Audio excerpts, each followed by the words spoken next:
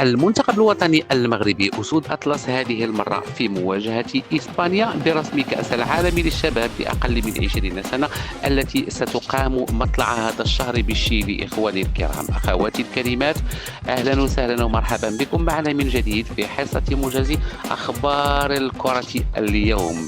المنتخب الوطني المغربي وصل إلى كأس العالم بعدما كان وصيفا لكأس إفريقيا التي أقيمت بمصر خلال الأشهر الماضية. إذا المنتخب الوطني المغربي جاء في المجموعة الثالثة إلى جانب كل من البرازيل والمكسيك وإسبانيا.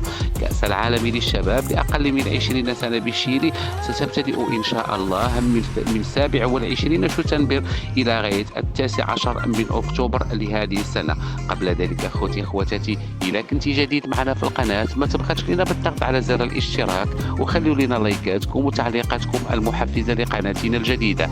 بعجالة نعرج للموضوع. المنتخب الوطني المغربي في مواجهة إسبانيا وذلك برسم الجولة الأولى من كأس العالم للشباب بالشيلي في أمسية يوم 28 من سبتمبر ابتداء من الساعة 10 ليلا بتوقيت المملكة المغربية الشريفة، وتنقل المقابلة على قنوات البين سبور 6 HD. لم يبقى لي إلا أن أشكركم على وفائكم.